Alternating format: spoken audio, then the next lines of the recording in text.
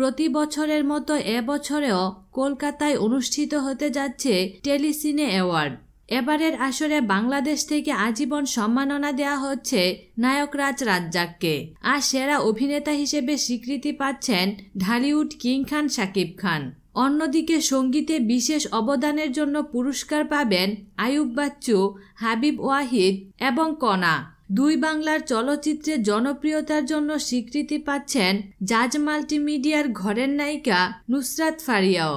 পাশাপাশি কলকাতা থেকে রঞ্জিত মল্লিককে আজীবন সম্মাননায় ভূষিত করা হচ্ছে।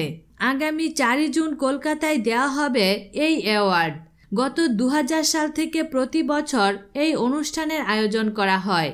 আয়োজকরা জানিয়েছেন, দুই বাংলার চলচ্চিত্রে বিশেষ অবদান রাখার জন্য ঢাকায় ছবির নায়করাজ রাজ্জাককে আজীবন সম্মাননা দেওয়া হচ্ছে। সেই সঙ্গে যৌথ প্রযোজনার ছবি শিকারী ছবিতে দুর্দান্ত অভিনয়ের জন্য বাংলাদেশের জনপ্রিয় চিত্রনায়ক শাকিব খান মনোনীত হয়েছেন সেরা নায়কের পুরস্কারের জন্য। এই অনুষ্ঠানে অংশ নেওয়ার বিষয়ে নায়করাজ রাজ্জাক হাজির থাকবেন বলে নিশ্চিত হওয়া গেছে। শাকিব খানও কলকাতার অনুষ্ঠানে হাজির থেকে পুরস্কার গ্রহণ করবেন বলে জানিয়েছেন। আইয়ুব বাচ্চু 2 জুন কলকাতায় পৌঁছাবেন। এছাড়া বাংলাদেশি টিমের অন্যান্য সদস্য হাবিব ওয়াহিদ ও নুসরাত ফারিয়া অনুষ্ঠানে অংশ নেওয়ার বিষয়টি নিশ্চিত করেছেন।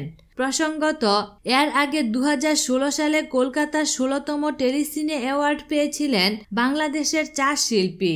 সে বছর সৃজিত মুখার্জির রাজকাহিনীতে অভিনয়ের জন্য সেরা পার্শ্ব অভিনেত্রী হিসেবে দ্বিতীয়বারের মতো পুরস্কার জিতেছিলেন জয়া আহসান। বিনোদন জগতের নিত্য নতুন খবরাখবর জানতে আমাদের চ্যানেলটিতে সাবস্ক্রাইব করার জন্য আপনাকে আন্তরিক ধন্যবাদ।